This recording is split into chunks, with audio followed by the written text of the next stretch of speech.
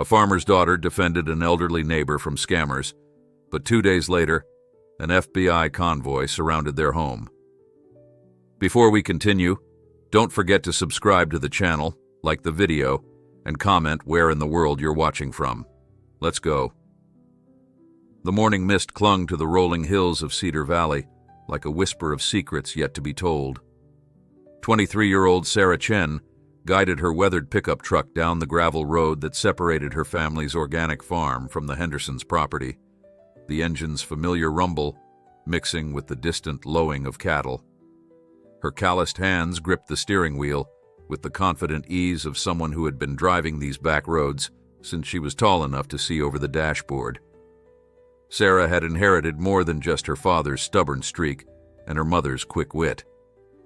Behind her unassuming exterior lay something far more formidable, something that would have surprised anyone who knew her only as the quiet daughter of immigrant farmers who had built their modest operation from nothing.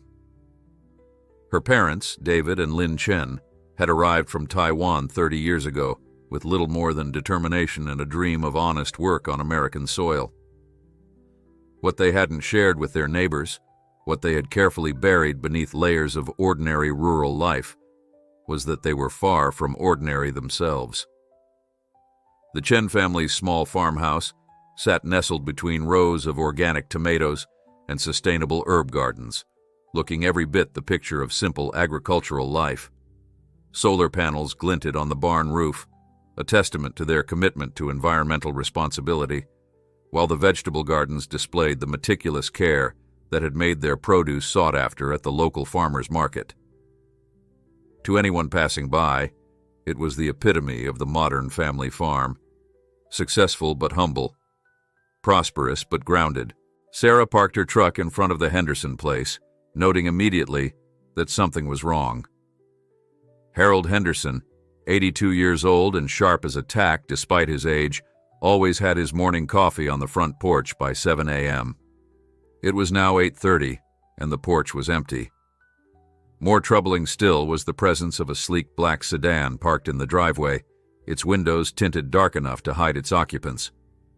The license plate was from out of state, and something about the vehicle's placement suggested its occupants wanted a quick exit if necessary. She approached the front door quietly, her footsteps careful on the wooden porch steps. Through the screen door, she could hear voices from inside, one elderly and shaky, the others smooth and professional in a way that immediately set her on edge.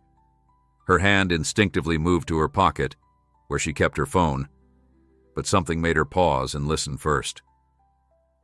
"Mr. Henderson, you need to understand the urgency of this situation," a male voice was saying, its tone patient, but with an underlying current of menace. "Your grandson Tommy is in serious trouble. The bail money needs to be transferred today, or he'll be stuck in that jail cell indefinitely." Sarah frowned. Tommy Henderson was currently deployed overseas with the Marines, something these supposed bail bondsmen clearly didn't know. Harold's grandson had sent postcards just last week from his base in Germany. This was clearly a scam, but not just any scam. The sophistication of their approach, the quality of their vehicle, and their professional demeanor suggested something far more organized than the typical phone scammers who targeted elderly residents. "I don't understand," Harold's voice came through the screen, confusion and worry evident in every word. "Tommy never called me himself. Why wouldn't he call his own grandfather?" "Sir, inmates aren't always allowed phone privileges, especially in federal cases like this." A second voice chimed in, this one belonging to a woman with a slight accent Sarah couldn't quite place. "The bondsman is acting as an intermediary. We just need you to authorize the wire transfer of $15,000 to secure his release." $15,000 represented most of Harold's life savings, money he had carefully set aside from decades of working the railroad. Sarah knew this because Harold had mentioned it during one of their regular visits, expressing his worry about medical expenses and his desire to leave something for Tommy when he was gone. These people were professionals, and they had clearly done their homework on their target. Sarah's jaw tightened, as she recognized the calculated cruelty of the operation. Harold Henderson had lost his wife Martha 2 years ago and lived alone except for weekly visits from a home health aide and Sarah's own regular check-ins. He was isolated, vulnerable, and clearly being pressured by people who had studied his personal situation enough to craft a believable crisis involving his only remaining family member. She pulled out her phone and quickly typed a text message, sending it to a number she rarely used but had memorized years ago. The response came back within seconds, confirming her suspicions about the vehicle's registration. The black sedan was registered to a shell company that had been flagged by federal authorities as connected to a sophisticated elder fraud operation spanning multiple states. Taking a deep breath, Sarah stepped up to the screen door and knocked firmly. The conversation inside stopped abruptly, and she could sense the sudden tension even through the door. After a moment, footsteps approached, and a man in an expensive suit opened the door. He was tall, well-groomed, and smiled with the practiced warmth of a professional manipulator. "Good morning," he said, his voice friendly but with eyes that quickly assessed Sarah as a potential threat to their operation. "We're having a private conversation with Mr. Henderson about some family business." Sarah didn't move from the doorway. "Morning, Harold," she called past the man to the elderly gentleman visible in his living room chair. "How are you holding up today? I brought those tomatoes Mom promised you." Harold's face brightened with relief at seeing her, but the woman standing near his chair shot her a look of barely concealed irritation. "Actually, we're in the middle of handling an urgent situation," the woman said, stepping forward. "Perhaps you could come back later?" "That's okay," Sarah replied, her voice maintaining its friendly neighbor tone while her eyes took in every detail of the scene. "I'm in no hurry. Harold, these folks helping you with something important?" She knew exactly what they were doing, but wanted to give Harold the opportunity to explain the situation in his own words. The elderly man's confusion was evident as he gestured helplessly toward his visitors. "They say Tommy's been arrested, Sarah. They say he needs bail money, but I just don't understand how this could happen. He's such a good boy." Sarah nodded sympathetically while watching the two scammers' body language. The man was positioning himself between her and Harold, while the woman was slowly moving closer to what Sarah recognized as a briefcase containing mobile credit card processing equipment. These weren't small-time con artists working out of a call center. This was a professional operation with sophisticated tools and likely multiple teams working different territories. "That does sound concerning," Sarah said, pulling out her phone. "Harold, do you mind if I call the base where Tommy's stationed? I have a friend who works in military communications who might be able to help us verify what's happening." The effect of her words was immediate and telling. The man's friendly facade slipped for just a moment, revealing something harder underneath, while the woman's hand moved instinctively toward her purse. Sarah had seen reactions like this before, though not in the quiet farming community of Cedar Valley. These people were dangerous, and Harold was in more trouble than he realized. "I don't think that's necessary," the man said, his voice losing some of its warmth. "We've already verified the situation through official channels. What Mr. Henderson needs now is to act quickly before the window for bail closes." Sarah stepped inside the house uninvited, her movement casual but positioning herself between the scammers and Harold. "Well, it won't hurt to double-check, will it? After all, $15,000 is a lot of money for anyone." She smiled pleasantly while calculating distances and escape routes, old training kicking in despite the peaceful years of farm life. The situation was about to escalate, and Sarah Chen was about to discover that some skills, once learned, are never truly forgotten. The tension in Harold Henderson's living room was thick enough to cut with a knife. Sarah could feel the shift in the atmosphere as the two scammers realized their carefully orchestrated plan was encountering unexpected resistance. The woman, who had introduced herself as Agent Martinez, reached into her purse with a movement that was just a fraction too quick, too purposeful. Sarah's eyes tracked the motion while she maintained her pleasant neighbor facade. "You know what?" Sarah said cheerfully.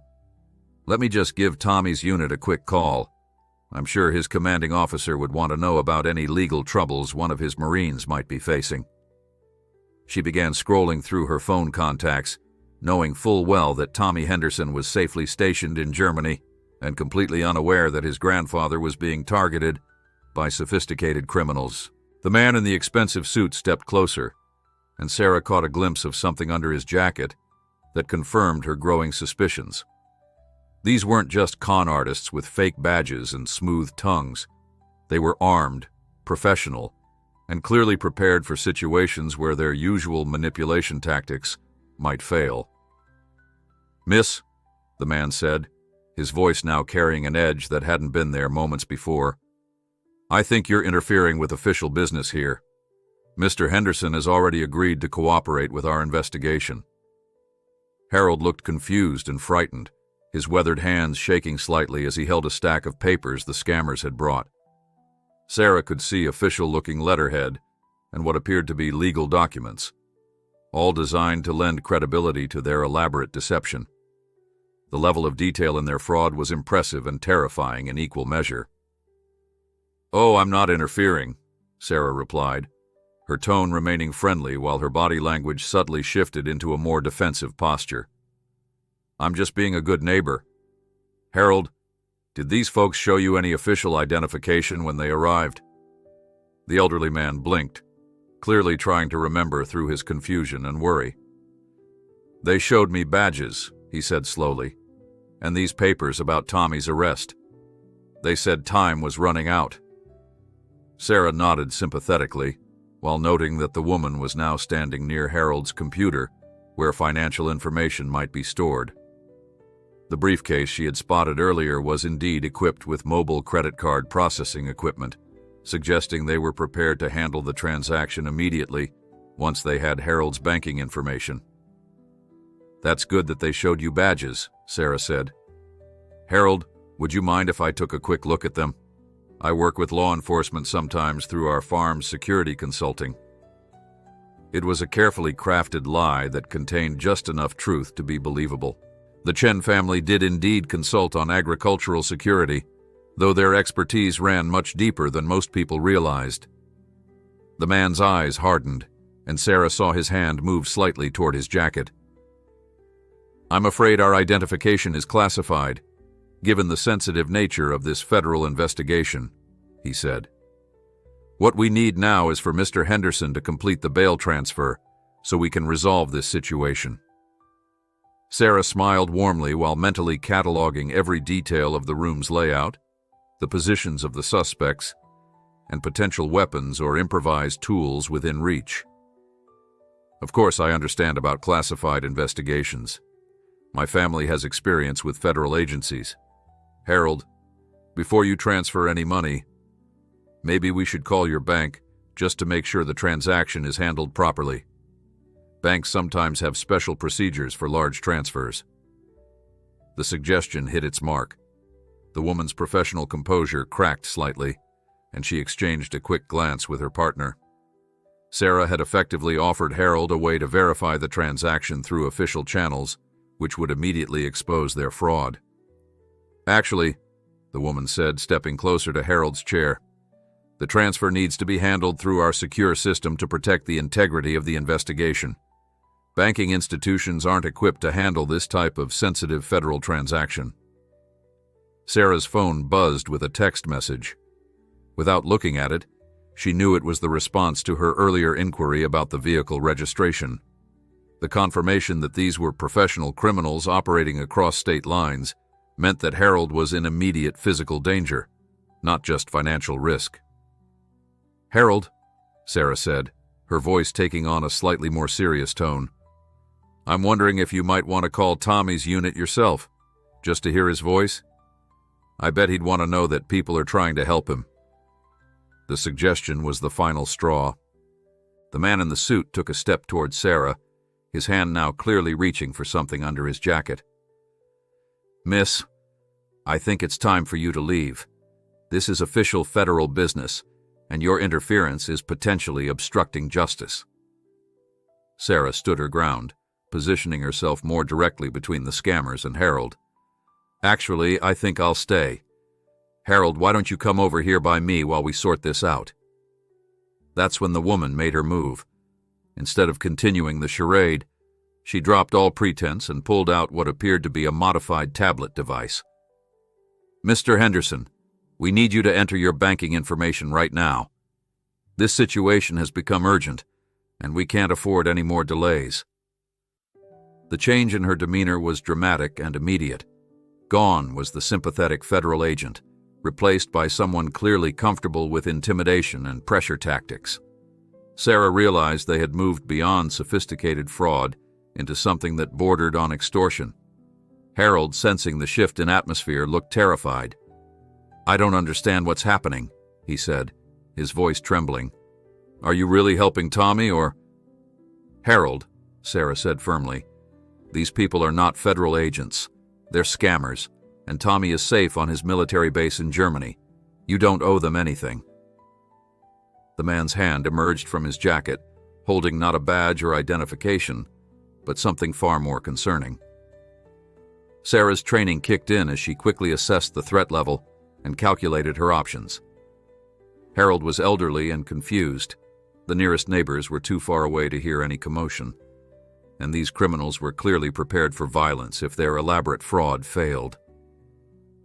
"Everyone just needs to stay calm," the man said, his voice now carrying unmistakable menace. "Mr. Henderson, you're going to complete that transfer, and then we'll be on our way. And, miss," he continued, fixing Sarah with a cold stare, "you're going to sit quietly while we finish our business." Sarah's mind raced through possibilities and scenarios, drawing on skills she had hoped never to use again. The Chen family had left their previous life behind for good reasons, seeking the peace and anonymity of rural farming. But some situations don't allow for peaceful resolutions, and some people don't respond to reason or negotiation. "Harold," she said quietly, "I need you to walk slowly toward the kitchen. Don't run, just walk normally." The elderly man, clearly frightened but trusting Sarah's judgment, began to rise from his chair. The woman immediately moved to block his path, while the man took another step toward Sarah, his intentions clear. "Nobody's going anywhere until we finish our business here," the woman said, her accent now more pronounced under stress. Sarah could hear traces of Eastern European origin, confirming her suspicion that this was part of a larger international fraud operation. The situation had moved beyond fraud and intimidation. Harold Henderson was now a witness to their identities and methods, making him a liability they might not be willing to leave behind. Sarah realized that what had started as a sophisticated financial scam had transformed into something potentially deadly. She looked at Harold's frightened face, then at the two criminals who had invaded his home and threatened his safety. In that moment, Sarah Chen made a decision that would change everything for all of them. The quiet farmer's daughter was about to remind these predators that some prey fights back. The transformation in Sarah Chen was subtle but unmistakable. Her posture shifted from that of a concerned neighbor to something altogether more dangerous, though her voice remained calm and measured. Years of training that she had hoped to never use again began to surface, muscle memory awakening from its peaceful slumber among the tomato plants and herb gardens. "Harold," she said softly, never taking her eyes off the two criminals, "when I say go, I want you to walk straight to your kitchen and call 911. Don't look back, don't hesitate, just go." The man with the concealed weapon laughed, a sound devoid of humor. "Lady, you really don't understand the situation here.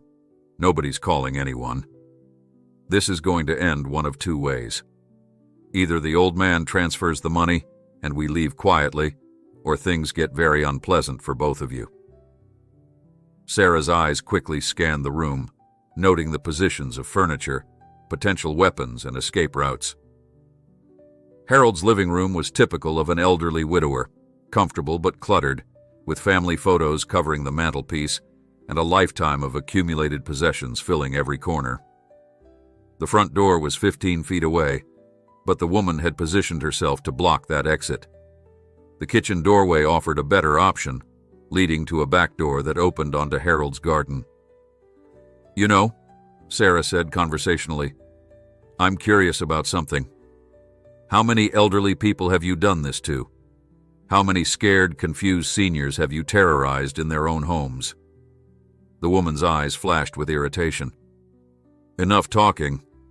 Mr. Henderson, you're going to enter your banking information now, or my partner is going to help you remember why cooperation is important." That's when Sarah noticed something that changed everything. The man's jacket had shifted when he reached for his weapon, revealing not just the gun, but also a distinctive tattoo on his wrist. It was a symbol she recognized, one that brought back memories of briefings and intelligence reports from another life entirely. These weren't just sophisticated con artists, they were part of something much larger and more dangerous. "Actually," Sarah said, her tone becoming noticeably cooler, "I think you're going to be the ones leaving. Harold hasn't done anything to deserve this harassment, and you've made a critical error in judgment." The man's patience finally snapped. "Enough of this nonsense," he snarled, pulling out his weapon completely. "Both of you, on the ground now." But Sarah was already moving. What happened next would have been impossible to follow for anyone not trained in advanced combat techniques. Sarah's first move was to grab a heavy ceramic vase from Harold's side table, hurling it with precise aim at the overhead light fixture. The room plunged into relative darkness as shattered glass and ceramic crashed to the floor, buying her precious seconds of confusion. In the same fluid motion, she rolled behind Harold's recliner, pulling the elderly man down with her just as the gunman fired. The bullet shattered the window behind where they had been standing, and Harold's terrified gasp told Sarah that he was unharmed, but in shock. "Stay down, Harold," she whispered urgently. "Cover your ears and close your eyes." The woman was shouting something in what Sarah now recognized as Russian, coordinating with her partner to surround their position. But Sarah had already moved again, using Harold's coffee table as cover while she assessed the new tactical situation. "You have exactly 10 seconds to leave this house," Sarah called out, her voice carrying an authority that hadn't been there minutes before. "Walk away now, and this ends quietly." The response was another gunshot, this one aimed at the furniture where she had been speaking. Sarah had anticipated this and was already behind Harold's old piano, using the substantial instrument as both cover and concealment. From her new position, she could see the woman trying to flank around the couch, while the man maintained overwatch from near the front door. They were moving with military precision, suggesting professional training that went far beyond typical criminal activity. Sarah's earlier suspicions were confirmed. This was no ordinary fraud operation. What the two criminals couldn't have known was that they had chosen the wrong target in more ways than one. Sarah Chen wasn't just a farmer's daughter who happened to be in the wrong place at the wrong time. Before she had traded combat boots for work boots, before she had learned the patience required for organic farming, she'd been someone very different. The U.S. Army had invested millions of dollars training Sarah in skills that most people couldn't imagine.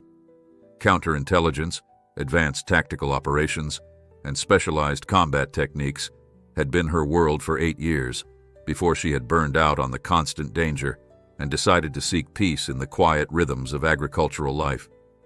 Moving with the fluid grace of someone who had spent years perfecting the art of close-quarters combat, Sarah emerged from behind the piano just as the woman rounded the couch.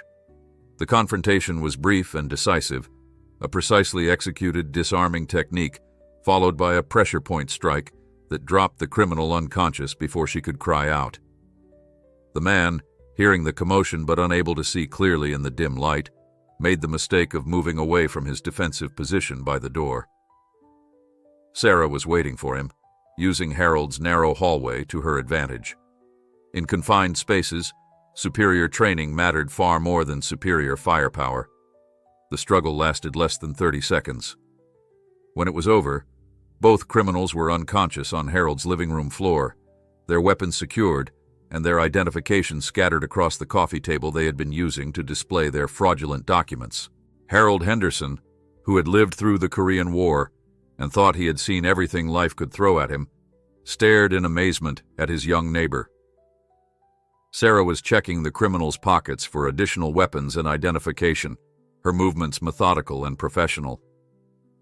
"Sarah," Harold said slowly, his voice still shaking from adrenaline, "who exactly are you?"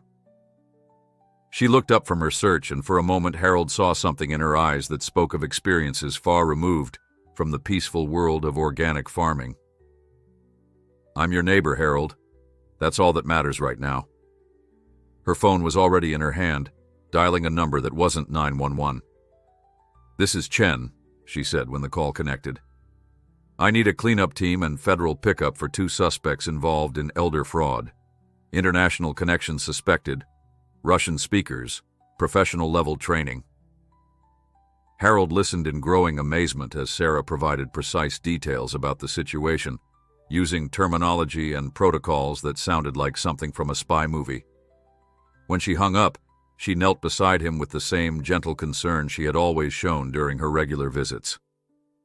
"Harold, some people are going to arrive soon to handle this situation. They're going to ask you questions, but I need you to understand something important.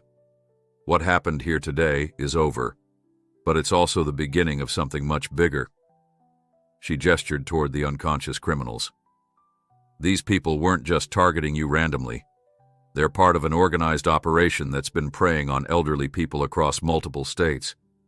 Your courage in resisting them, and what happened here today, is going to help law enforcement shut down their entire network." Harold nodded slowly, still processing everything he had witnessed. "And you, Sarah? What happens to you now?" Sarah looked toward the window, where she could already hear the distant sound of approaching vehicles. "That depends on a lot of things, Harold. But whatever happens, I want you to know that protecting you was the right thing to do." As the sound of sirens grew louder, Sarah realized that her quiet life in Cedar Valley was about to become considerably more complicated. The first vehicle to arrive wasn't a local police car or sheriff's deputy, but a black SUV with government plates that pulled into Harold's driveway with purposeful efficiency. Sarah watched through the broken window as 2 individuals in dark suits emerged, their movements suggesting the same professional training she had just demonstrated inside the house. "Harold," she said quietly, helping the elderly man to his feet. "The people coming inside are going to be federal agents. They're here to help, but they're also going to want detailed information about what happened. Just tell them the truth about everything you saw and experienced." The front door opened without a knock, and Special Agent Maria Santos entered first, her eyes immediately assessing the scene with practiced efficiency. Behind her came Agent David Kim, who Sarah recognized despite the years that had passed since their last encounter. His slight nod told her that her former colleague had received her call and responded personally. "Ms. Chen," Agent Kim said formally, "thank you for the call. Are there any additional threats we should be aware of?" Sarah gestured toward the 2 unconscious criminals. "Both secured, weapons confiscated. The male subject has distinctive tattoo markings consistent with Eastern European organized crime. The female has an accent suggesting Russian origin. Their equipment indicates a sophisticated operation with significant financial backing." Harold Henderson watched this exchange with growing amazement. The young woman who brought him fresh tomatoes and checked on his well-being was speaking with federal agents as if she had done so countless times before. The terminology she used, the confidence in her assessment, and the agent's obvious respect for her judgment painted a picture of someone far different from the simple farmer's daughter he thought he knew. Agent Santos knelt beside the unconscious woman, photographing the tattoos and jewelry that might provide identification. "Preliminary assessment suggests these individuals are part of the Volkov network," she said to her partner. "We've been tracking their elder fraud operations across 6 states." "The Volkov network?" Harold asked, his voice still shaky from the morning's events. "What is that?" Agent Kim exchanged a glance with Sarah before answering. "It's a sophisticated criminal organization that specializes in targeting elderly Americans with elaborate fraud schemes. They've stolen millions of dollars over the past 2 years, but more importantly, they've been gathering detailed personal information about their victims for purposes we're still investigating." Sarah's expression darkened at this information. "David, are you suggesting this goes beyond financial fraud?" "Much beyond," Agent Kim confirmed. "The personal data they've been collecting includes social security numbers, banking information, family connections, and detailed psychological profiles. We believe they're building comprehensive databases that could be used for identity theft, political manipulation, or worse." The implications of this revelation sent a chill through Sarah. During her years in military intelligence, she had seen how seemingly routine criminal activity could be part of larger, more sinister operations. The fact that Harold had been targeted suggested that Cedar Valley itself might be under surveillance. "How did they select Harold specifically?" Sarah asked, already suspecting the answer wouldn't be random. Agent Santos looked up from her examination of the criminal's equipment. "That's what concerns us most. Their targeting appears to be highly selective, focusing on elderly individuals with specific characteristics, military backgrounds, family members in sensitive positions, or connections to critical infrastructure." Harold's confusion was evident. "But I'm just a retired railroad worker. What could they possibly want with me?" Sarah realized the answer before the agent spoke. Harold Henderson wasn't just any retired railroad worker. He had spent 40 years maintaining and securing the rail lines that carried freight between major military installations and defense contractors. His knowledge of transportation schedules, security protocols, and infrastructure vulnerabilities would be invaluable to anyone planning large-scale disruption or intelligence gathering. "Harold," she said gently, "your work with the railroad gave you access to information that certain people would find very valuable. Not your fault, not something you did wrong, but definitely something that made you a target." The sound of additional vehicles arriving drew their attention outside. Local law enforcement was finally responding, but Sarah could see Agent Kim's subtle signal to his partner, indicating they needed to manage the scene carefully. "Ms. Chen," Agent Santos said, "we're going to need a comprehensive debrief about what happened here today. Are you available to come to our field office for a formal interview?" Sarah hesitated, knowing that stepping back into the world of federal investigations would mean exposing herself and her family to scrutiny they had spent years avoiding. "How comprehensive are we talking about? Given your background and the professional manner in which you handled this situation," Agent Kim said carefully, "we'd like to discuss the possibility of consulting on the broader investigation into the Volkov network." Harold looked between Sarah and the agents, clearly struggling to process the implications of what he was hearing. "Sarah, what background? What is everyone talking about?" Before she could answer, her phone rang. The caller ID showed her father's number, and Sarah felt a knot of worry form in her stomach. David Chen rarely called during the day unless something was wrong.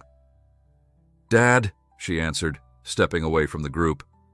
"Sarah, we need you home immediately." Her father's voice was tight with concern. "We've had visitors, professional visitors. They were asking about you." The bottom dropped out of Sarah's world. If the criminal network had already identified her family's location, it meant their peaceful life in Cedar Valley was over. Worse, it meant her parents were in immediate danger.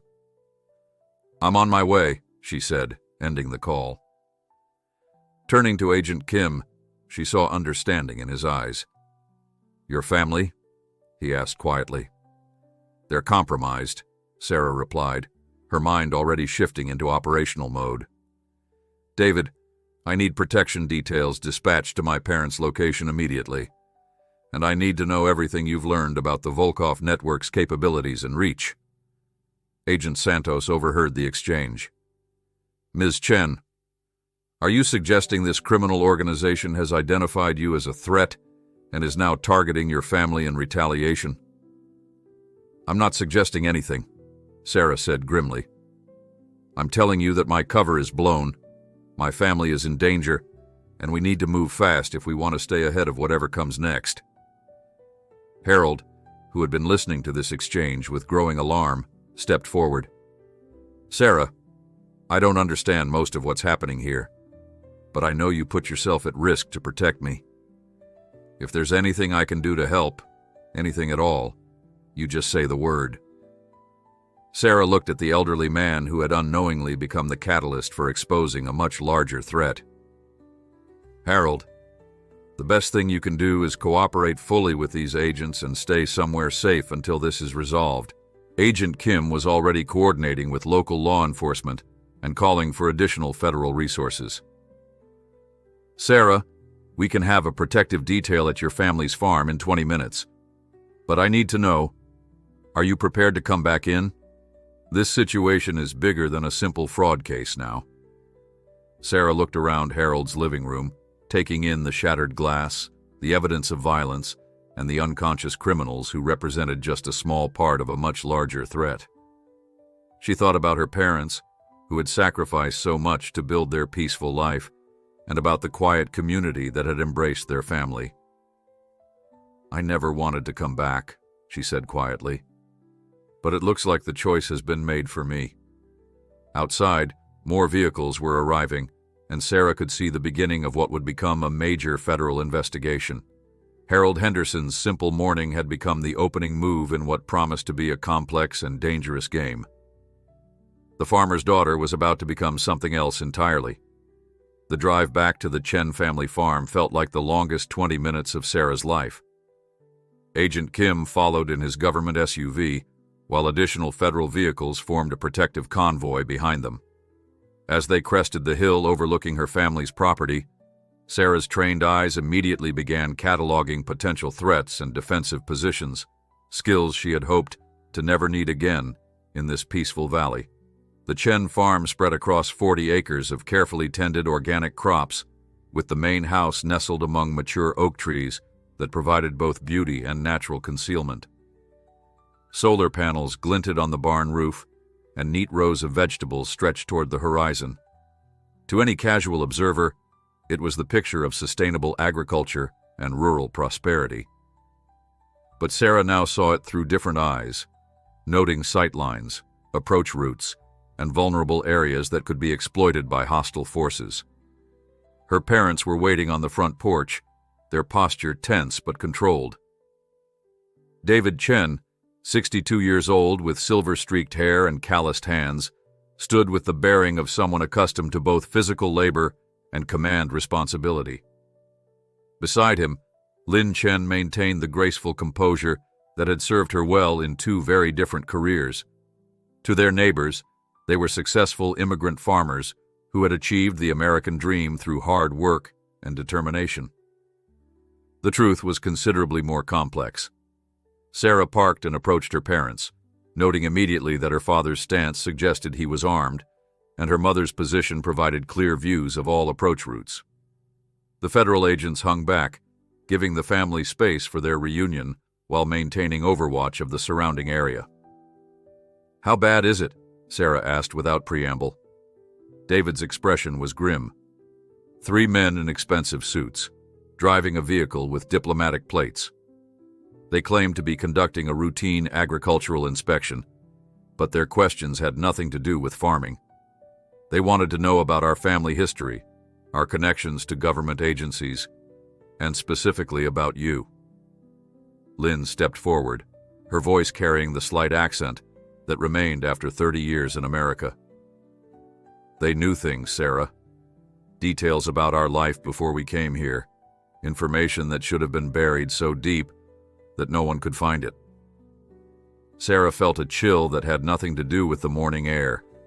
Her parents' previous life in Taiwan had involved work for agencies that officially didn't exist, conducting operations that were never documented. Their emigration to the United States had been carefully orchestrated to provide them with new identities and a clean slate. If someone had uncovered their true background, it meant the threat they were facing had resources and capabilities that went far beyond typical criminal organizations.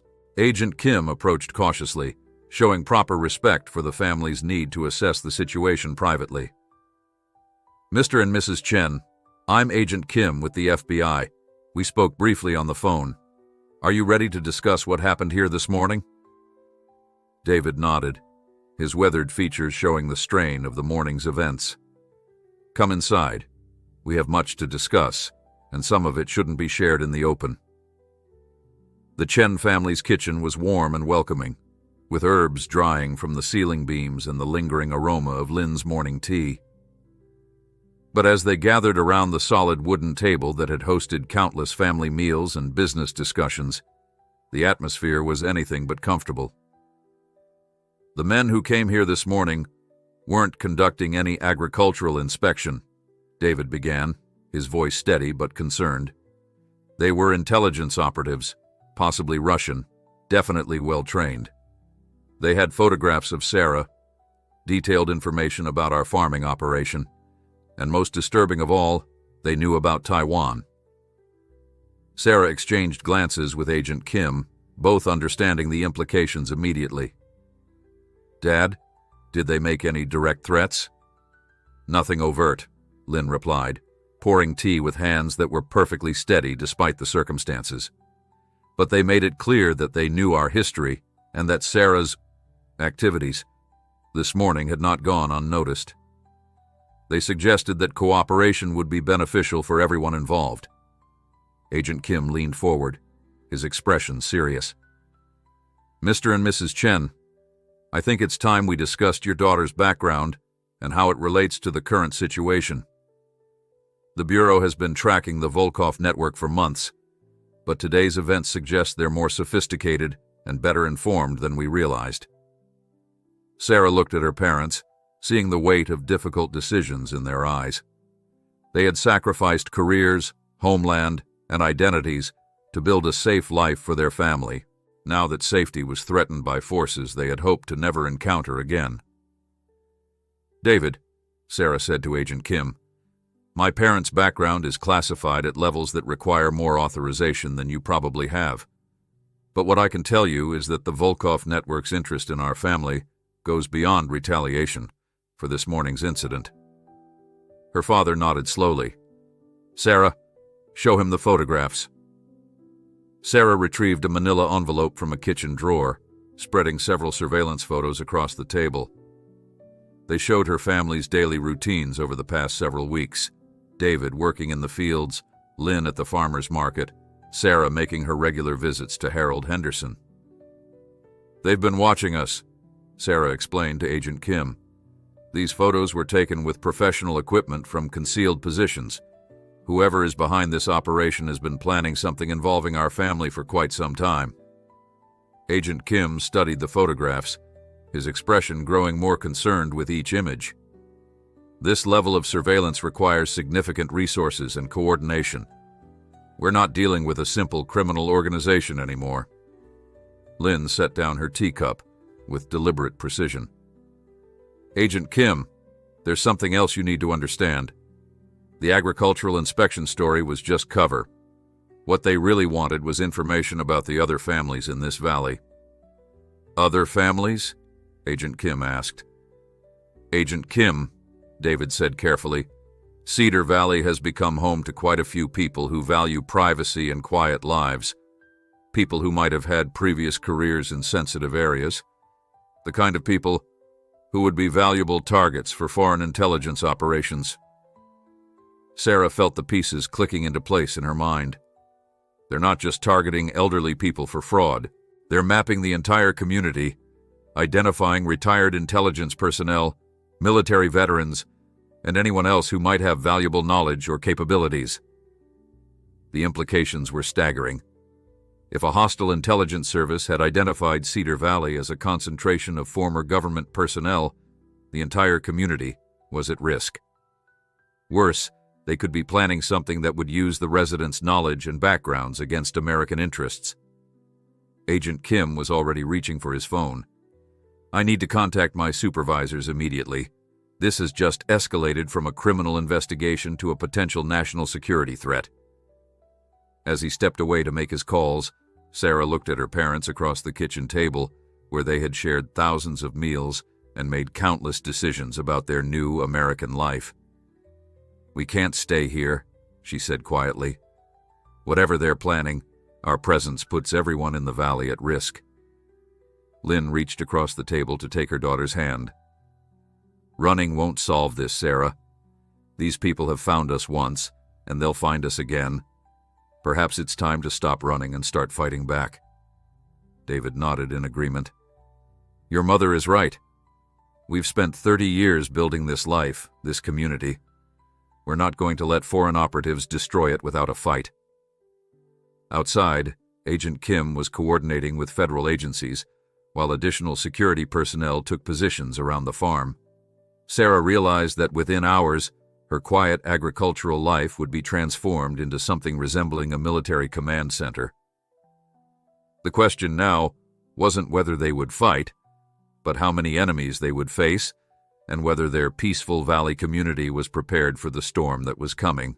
By evening, the Chen family farm had been transformed into something resembling a military command post, though one carefully disguised to maintain the appearance of normal agricultural activity.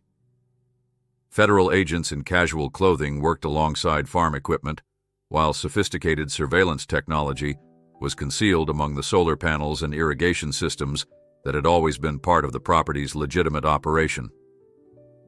Agent Kim returned from a series of encrypted phone calls with news that confirmed their worst fears. Washington has been tracking unusual activity in several rural communities across the Midwest, he reported to the assembled group in the Chen family's barn. Cedar Valley isn't the only place where retired intelligence personnel have been targeted. Sarah studied the digital map displayed on Agent Kim's tablet, noting the pattern of communities that had been infiltrated. "They're not random," she observed. "These locations all have something in common beyond just retired government personnel." Her father leaned over the map, his experienced eyes catching details that others might miss. "Strategic positioning," David said quietly.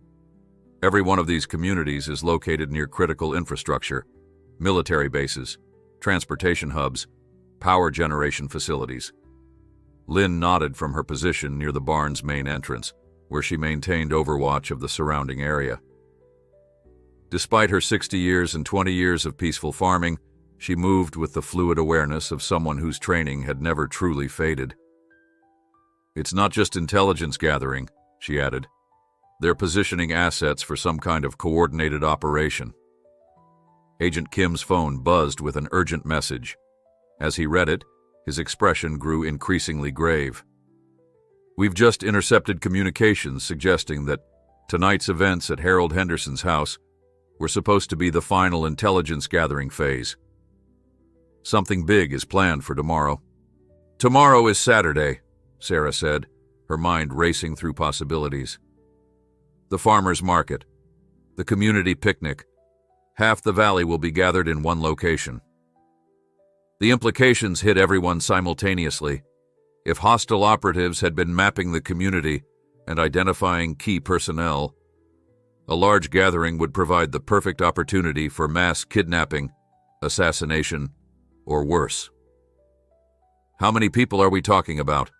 Agent Kim asked. David consulted a mental roster of their neighbors and community members. 200 families, maybe 300 individuals total. But Sarah's right about the concentration. On Saturday mornings, nearly everyone gathers for the market and social activities. Lynn moved to a large cabinet at the back of the barn, entering a code on what appeared to be a standard agricultural equipment lock. The cabinet opened to reveal communication equipment that was decidedly not standard farming gear. "If we're going to protect the community, we need to know what we're facing." She began activating sophisticated monitoring equipment, while Agent Kim watched with professional interest. "Mrs. Chen, this equipment is necessary," Lynn finished for him. "When you've spent your life in intelligence work, you don't retire without maintaining certain capabilities. We've been monitoring regional communications traffic for years, just in case our peaceful retirement was ever threatened. The equipment crackled to life, immediately picking up encrypted transmissions from multiple sources around the valley. Lynn's trained ears sorted through the electronic chatter, her expression growing more concerned with each intercept. Russian, definitely, she confirmed. Multiple teams in position around the valley perimeter. They're coordinating for something called Operation Harvest, scheduled to begin at dawn. Sarah felt her blood run cold. Operation Harvest suggested they planned to capture multiple targets simultaneously, likely during the Saturday morning market when the community would be gathered and vulnerable. Agent Kim was already coordinating with his backup teams, but Sarah could see the challenge they faced. Federal response teams were trained for urban operations and criminal investigations, not for defending rural communities against what appeared to be a sophisticated military-style assault. "David," she said to Agent Kim, "how many agents do you have available for tomorrow?" "Counting local law enforcement cooperation, maybe 20 personnel," he replied, clearly recognizing the inadequacy of those numbers against what they were facing. "That's not going to be enough," Sarah said bluntly. "If they're planning to move against the entire community simultaneously, we need a different approach." Her father looked up from the communications equipment he had been helping Lynn operate. "Sarah, are you suggesting what I think you're suggesting?" She nodded slowly, recognizing that their quiet retirement from the intelligence world was officially over.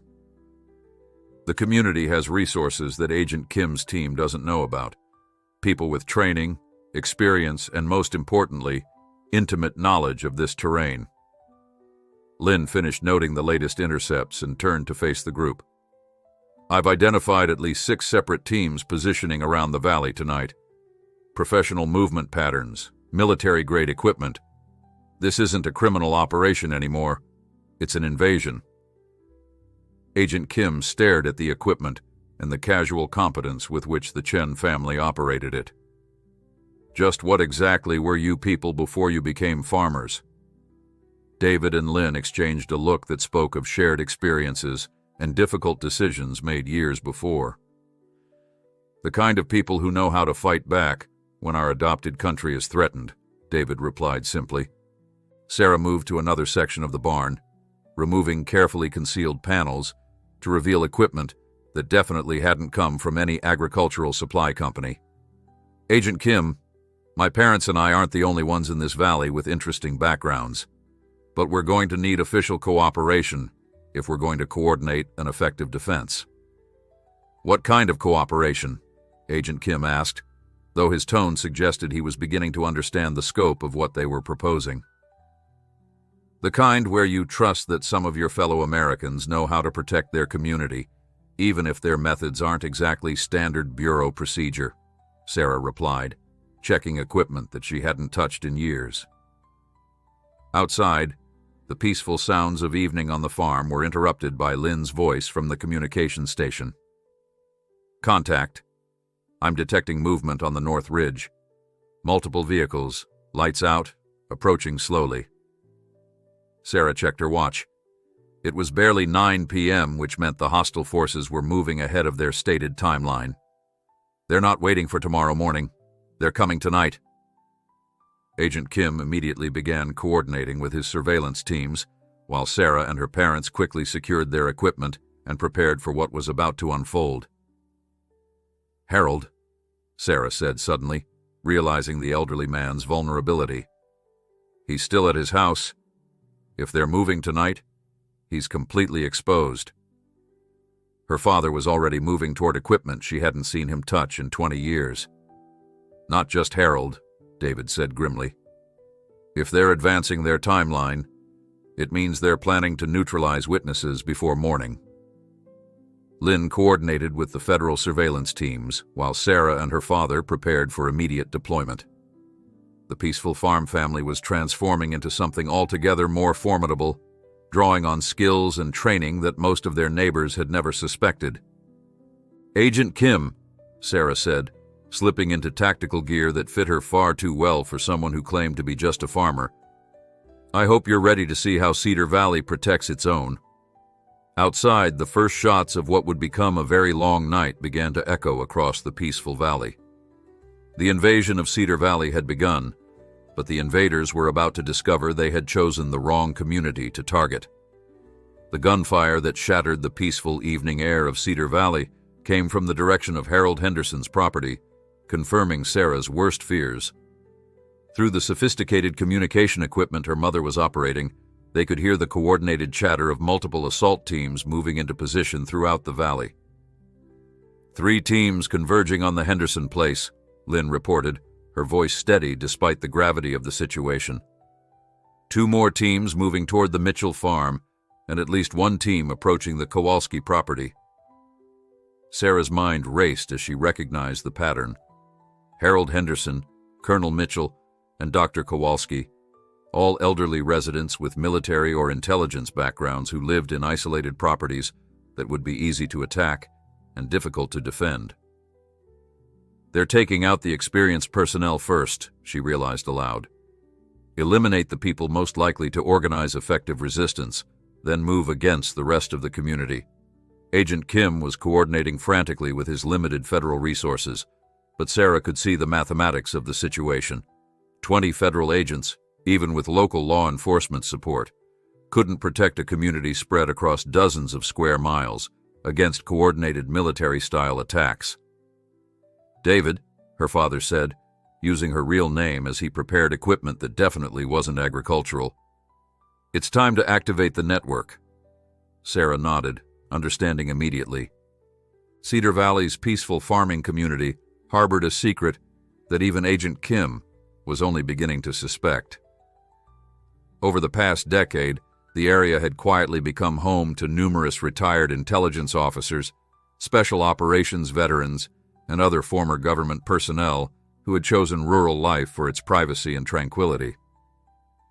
What made the community unique wasn't just the concentration of experienced personnel, but the fact that they had maintained contact with each other and, more importantly, had prepared for exactly this type of situation. Lynn activated a different communication channel, one that used frequency-hopping encryption that would be nearly impossible for the attackers to monitor. "Harvest Moon, Harvest Moon," she transmitted using a code phrase that would be recognized throughout the valley. "This is base station. Pattern Alpha is in effect. Repeat, Pattern Alpha is in effect." The response was immediate and reassuring. Voices began checking in from around the valley, calm, professional acknowledgments from people who sounded nothing like typical farmers or retirees. "Overwatch 1, position secured, 2 tangos neutralized." The voice belonged to Tom Mitchell, who everyone knew as a retired Air Force colonel who grew prize-winning corn. "Guardian 2, roadblock established, hostile vehicle disabled." That was Dr. Sarah Kowalski, the valley's beloved retired physician, who apparently had skills that went far beyond treating farming injuries. "Shadow 3, perimeter sweep complete, 4 hostiles detained." The speaker was Jake Morrison, a quiet man who raised organic sheep and whom most people assumed was simply a successful businessman who had opted for rural retirement. Agent Kim stared at the communication setup in amazement as report after report came in from around the valley. "How many of you are there?" "Enough," David replied simply, checking the tactical display that Lynn was maintaining. Cedar Valley became attractive to people like us precisely because it was peaceful and private. But we never forgot that peace sometimes requires preparation. Sarah was already moving toward the barn's concealed vehicle bay, where something that definitely wasn't a farm truck was hidden under carefully arranged hay bales. "Dad, I'm going after Harold. The gunfire from his place stopped 2 minutes ago, which means either he's secure or he needs immediate assistance," David finished, understanding the implications. "Take the Suburban. Communications package is preloaded with everyone's frequencies." The vehicle Sarah revealed was a heavily modified Chevrolet Suburban that appeared normal from the outside, but concealed armor plating, advanced communication equipment, and other modifications that would have impressed military contractors. It was the kind of vehicle that former intelligence operatives might keep around, just in case their peaceful retirement was ever interrupted. Agent Kim followed her toward the vehicle. "I'm coming with you." "David, with respect, you're not trained for this type of operation," Sarah replied, checking equipment with practiced efficiency. "Your people are good at investigations and arrests. What we're dealing with tonight requires different skills." "Then consider me an observer," Agent Kim insisted. "Whatever happens tonight, there needs to be an official record of how it was handled." Sarah considered this for a moment, then nodded. "Get in. But understand that once we leave this barn, we're not playing by FBI rules anymore." As they drove through the darkness toward Harold Henderson's property, Agent Kim began to understand the true scope of what was unfolding around them. The radio chatter revealed a coordinated defense operation that rivaled anything he had seen in his federal career.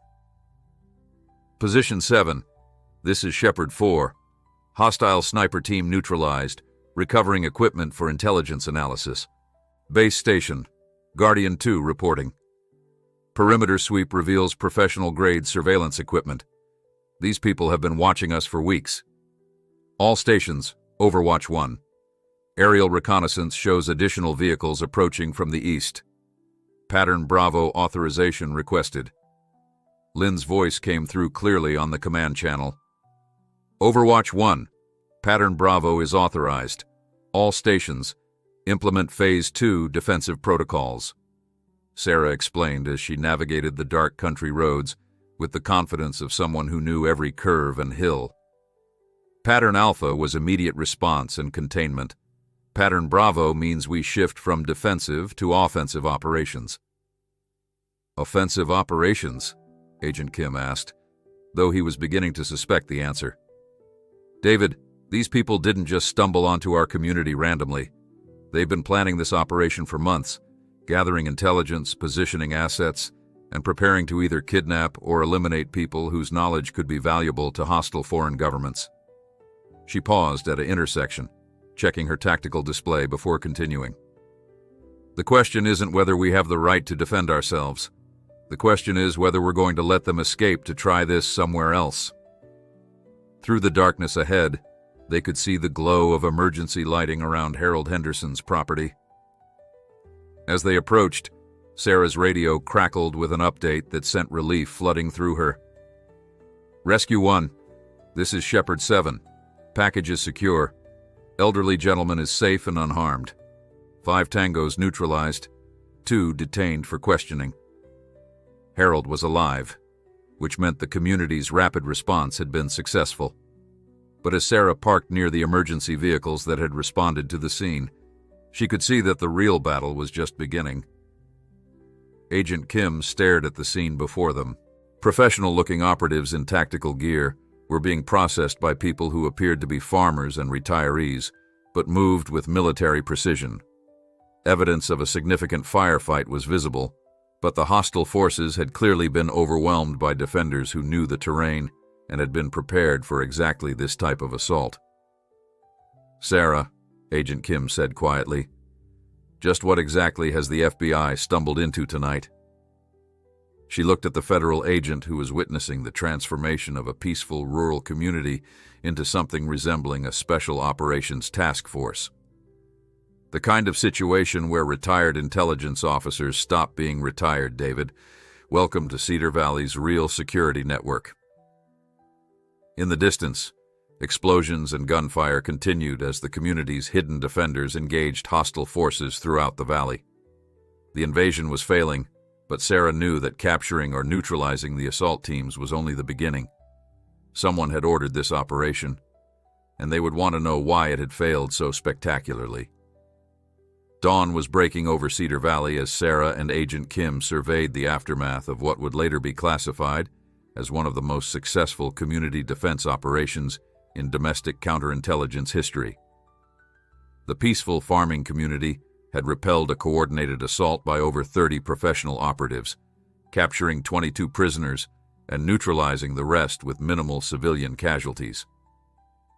Harold Henderson sat on his front porch, a steaming cup of coffee in his weathered hands, looking remarkably composed for someone whose home had been the center of a firefight just hours earlier.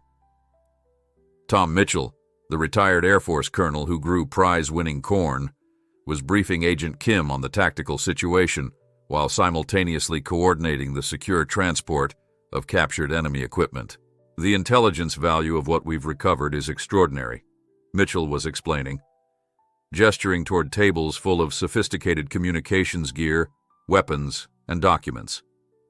These people weren't just planning to kidnap or eliminate community members. They were establishing a permanent intelligence collection network in the American heartland. Sarah examined the captured equipment with growing concern. The level of sophistication suggested backing from a major intelligence service with virtually unlimited resources. Encrypted satellite communication devices, facial recognition software loaded with thousands of American intelligence personnel profiles, and detailed maps of critical infrastructure throughout the Midwest painted a picture of an operation far larger than anyone had initially suspected. This isn't just about Cedar Valley, she realized, studying a tablet containing detailed files on dozens of rural communities across 6 states. They've been systematically mapping every location where former intelligence personnel have retired. Agent Kim was photographing documents that would require classification levels above his current clearance to fully understand. "Sarah, some of these files contain information that should be impossible for foreign operatives to obtain. We're looking at a massive intelligence breach that goes back years." Dr. Sarah Kowalski approached their makeshift command center, her medical bag slung over her shoulder and her silver hair pulled back in a practical ponytail. To most people, she was the valley's beloved retired physician who had delivered half the babies in the county.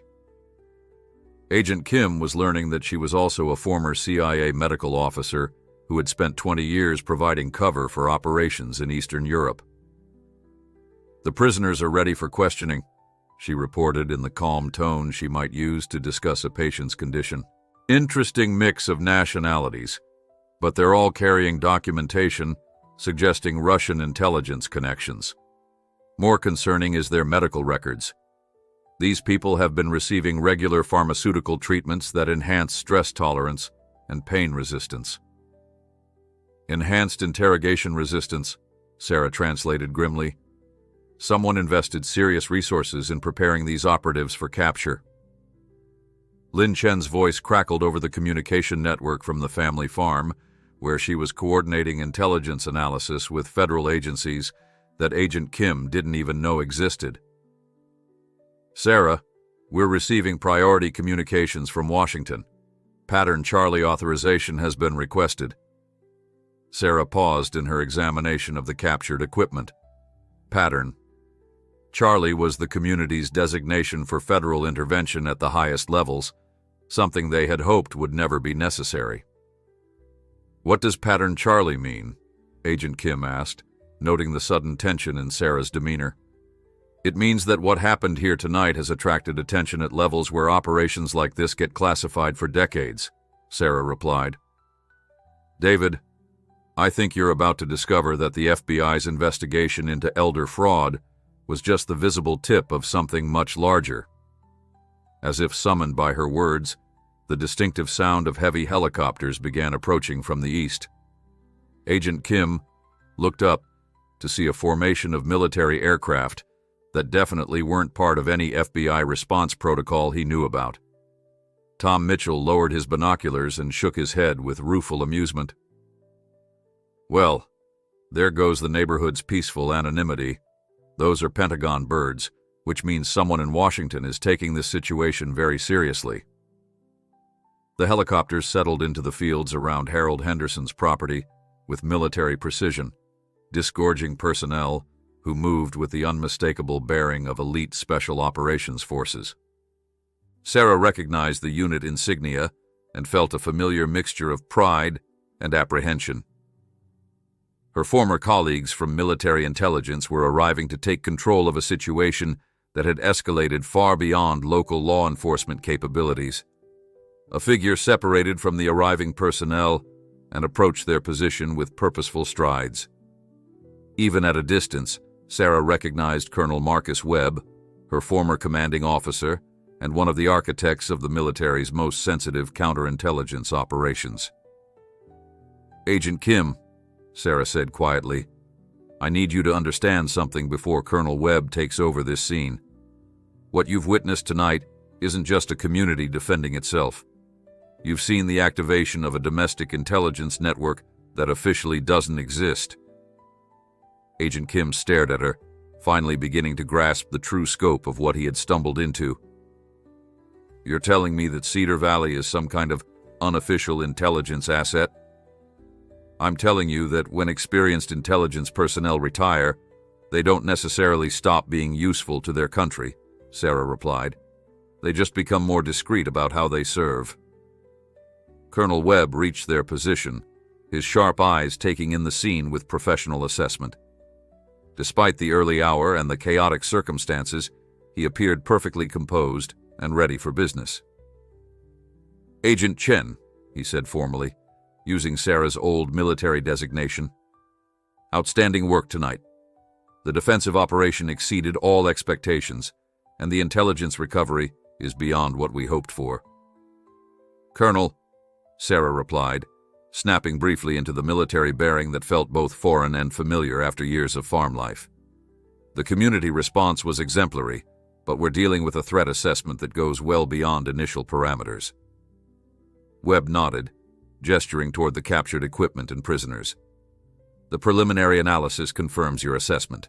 This operation was coordinated at state level by a hostile intelligence service, with objectives that included kidnapping key personnel for intelligence exploitation." Agent Kim stepped forward, clearly feeling out of his depth, but determined to represent federal law enforcement interests. "Colonel Webb, I'm Agent Kim with the FBI. This situation began as a criminal investigation into elder fraud, but clearly we're dealing with something that falls under different jurisdictions." Webb studied the federal agent with the same careful attention he might give to a potentially useful but unvetted asset. "Agent Kim, what you've witnessed tonight is the result of years of preparation by people who understand that America's security depends on more than just official agencies and military units." He gestured toward the community members who were efficiently processing the aftermath of the night's operations. These people served their country in various capacities for decades. When they retired to civilian life, they brought their skills and experience with them. Tonight, they used those capabilities to protect not just their own community, but potentially thousands of other Americans who were being targeted by the same network. Sarah watched Agent Kim process this information, seeing his worldview expand to accommodate realities that weren't covered in federal training manuals. The distinction between official and unofficial, military and civilian, retired and active, was proving far more fluid than most people realized. "What happens now?" Agent Kim asked, looking around at a scene that resembled a joint military intelligence operation more than a local law enforcement response. Colonel Webb checked his watch, then looked toward the eastern horizon where more aircraft were approaching. "Now, Agent Kim, you're going to see how the United States responds when a foreign intelligence service makes the mistake of attacking American communities on American soil." The peaceful farming valley was about to become the center of a counterintelligence operation that would reshape how America protected its retired intelligence assets. And Sarah Chen was about to discover that leaving the intelligence world behind was never as simple as changing careers. 2 weeks after the night that changed everything, Sarah stood in a secure briefing room at an undisclosed facility outside Washington, D.C., studying intelligence reports that painted a picture of foreign infiltration far more extensive than anyone had initially imagined. The investigation triggered by Harold Henderson's near kidnapping had uncovered a network spanning 12 states and involving over 200 operatives. The briefing room's walls were covered with maps, photographs, and connection charts that looked like something from a spy thriller. Colonel Webb stood at the front of the room, addressing an audience that included federal agency heads, military commanders, and select members of Congress who held the security clearances necessary to understand what had been discovered. The operation in Cedar Valley was designated Harvest Moon by the Hostile Intelligence Service, Webb explained, using a laser pointer to highlight key locations on a national map. Their objective was to systematically identify, compromise, or eliminate retired American intelligence personnel who might be recalled to service in the event of a national emergency. Sarah watched Agent Kim, who sat near the front of the room taking careful notes. The FBI agent had been promoted and reassigned to a joint task force specifically created to address the threats revealed by the Cedar Valley incident. His transformation from fraud investigator to counterintelligence specialist reflected how dramatically the situation had escalated. The intelligence recovery from Cedar Valley has been extraordinary, Webb continued. We've identified sleeper cells, safe houses, and operational plans that suggest this network was preparing for something far more significant than intelligence gathering. A new slide appeared on the screen showing satellite imagery of rural communities across the American heartland. Red markers indicated locations where hostile operatives had been active, while green markers showed communities that had successfully defended themselves using networks similar to Cedar Valley's. What we discovered, Webb said, his voice carrying the weight of national security implications, is that our enemies have been systematically targeting the communities where America's most experienced intelligence professionals have chosen to retire. They understood something that we had overlooked, that these people remain valuable assets even in civilian life. Sarah thought about her parents, who were back in Cedar Valley coordinating the community's return to normal life under considerably enhanced security measures. The farm was still operating, the tomatoes were still growing, but underneath the peaceful agricultural routine lay a sophisticated early warning network that was now officially recognized as a critical national security asset. Agent Chen, Colonel Webb said, addressing Sarah directly, would you brief the group on the community response protocols that proved so effective?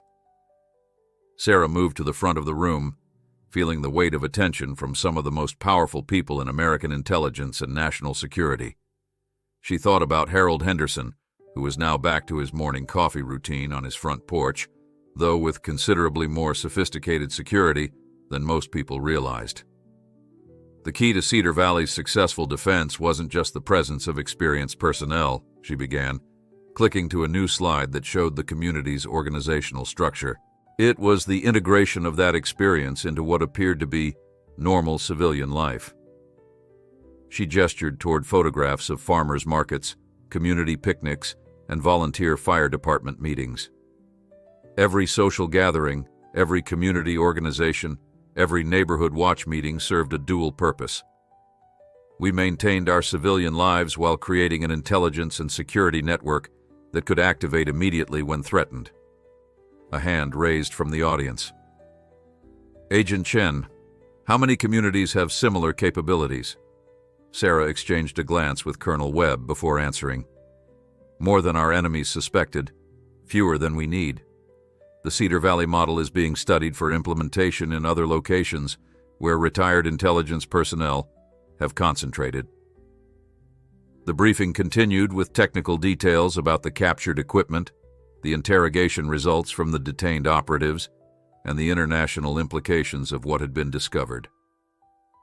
But Sarah's mind kept returning to the fundamental question that had driven everything.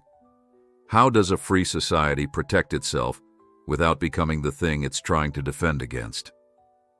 After the formal briefing ended, Colonel Webb approached Sarah with a proposal that she had been expecting but dreading. Agent Chen, we'd like you to consider returning to active duty. Not full-time, but as a liaison between the military intelligence community and the civilian networks we're establishing. Sarah looked out the briefing room's windows toward the distant Virginia countryside, thinking about the choice between the world of classified briefings and international threats, and the simple satisfaction of growing vegetables and helping neighbors. Colonel, what happened in Cedar Valley worked because we were protecting our home, our community, our chosen way of life, she said carefully.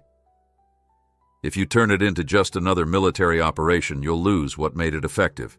Webb nodded, understanding the delicate balance they were trying to maintain. That's exactly why we need someone like you to help us navigate these waters. The threat isn't going away, Sarah.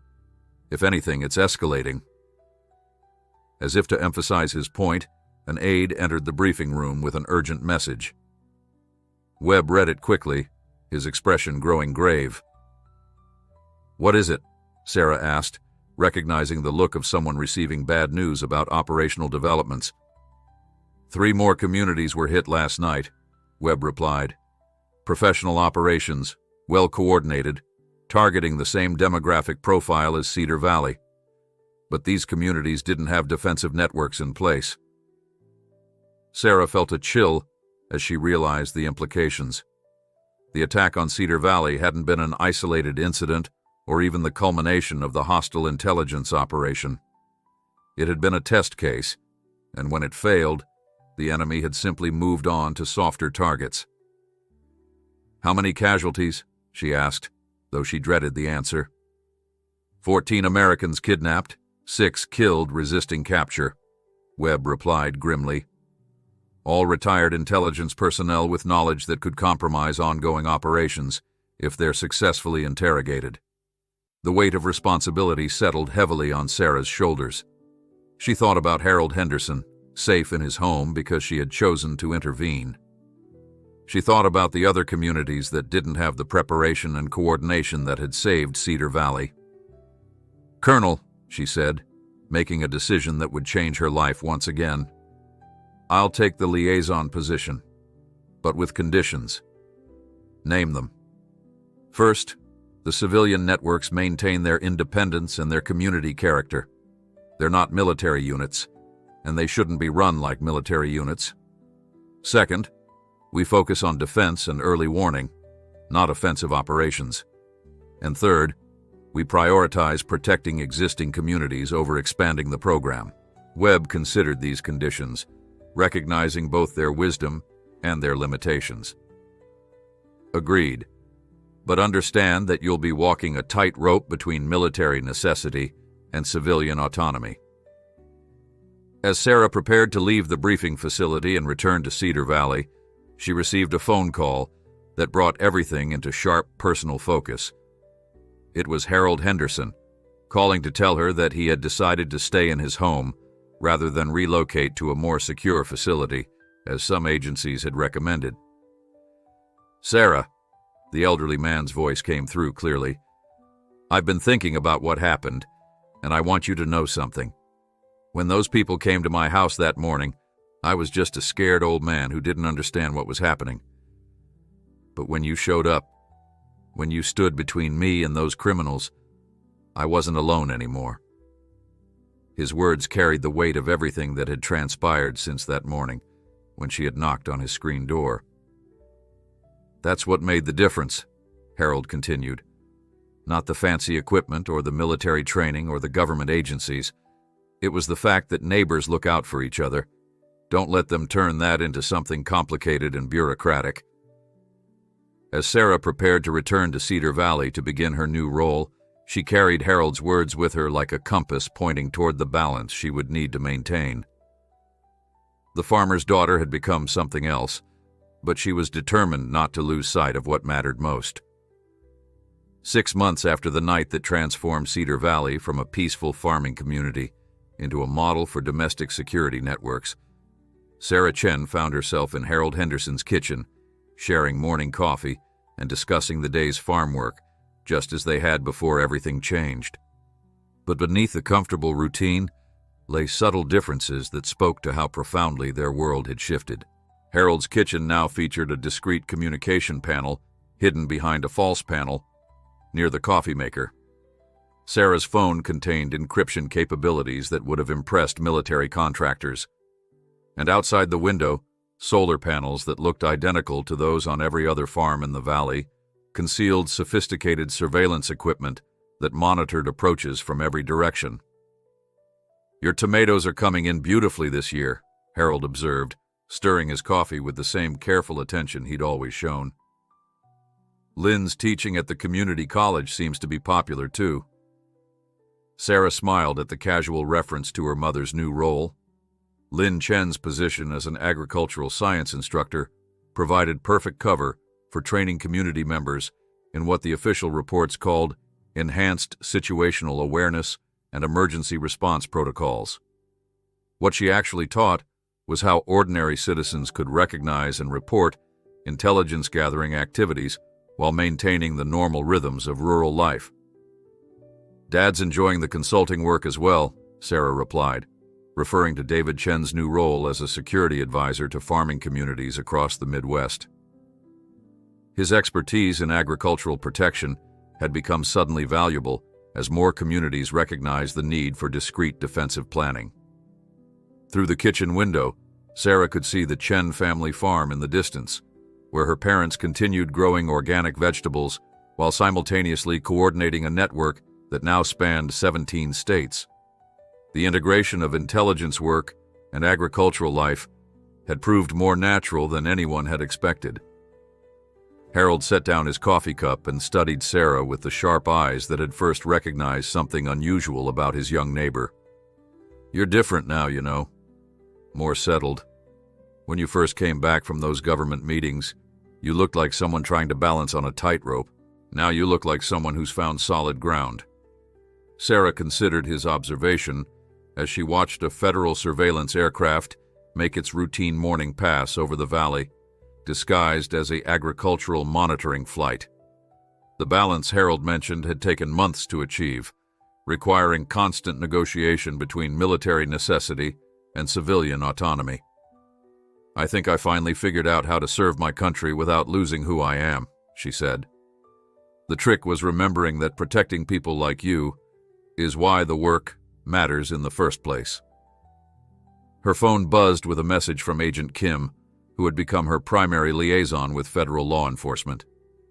The FBI agent had adapted remarkably well to working with networks that operated outside traditional bureaucratic structures, perhaps because he had witnessed firsthand how effective such networks could be. "3 new communities requesting consultation," Sarah read from the message. "All in Texas, all showing signs of possible surveillance by hostile operatives." Harold nodded with the matter-of-fact acceptance that had characterized the valley's adaptation to its new reality. "When do you leave?" "Tomorrow morning. Dad's handling the initial assessment, but they've specifically requested someone with field experience to help design their response protocols." What Sarah didn't mention, because Harold already understood, was that her field experience now included not just military training, but the unique expertise of having successfully defended a civilian community using a hybrid approach that combined intelligence tradecraft with neighborhood watch principles. The success of the Cedar Valley model had attracted attention from communities across the country where retired intelligence personnel had settled. But replicating that success required more than just distributing equipment and training manuals. It required understanding the delicate balance between security and the civilian values that made communities worth protecting. A knock at Harold's front door interrupted their conversation. Through the window, Sarah could see Tom Mitchell and Dr. Kowalski approaching, both carrying the easy confidence of people who had found purpose in their retirement years that went beyond personal fulfillment. "Morning, Harold," Mitchell called as he entered. "Sarah, glad you're here. We wanted to update you on the community integration results before you head to Texas." Dr. Kowalski spread a tablet on Harold's kitchen table, displaying charts and statistics that would have looked routine to anyone not familiar with their real meaning. 18 new families have moved to the valley in the past 4 months, she reported, all with interesting backgrounds, all seeking the same kind of peaceful retirement we've been enjoying. Sarah studied the demographic data, recognizing the pattern. Word had spread through informal networks about a community where former intelligence personnel could live quietly while remaining useful to their country.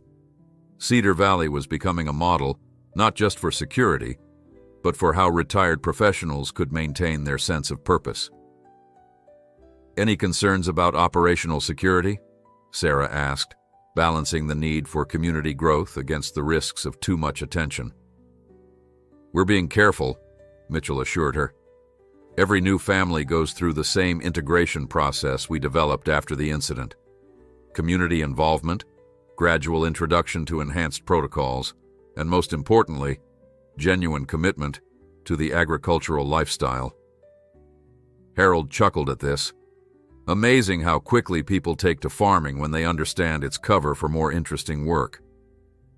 The comment captured something essential about what Cedar Valley had become.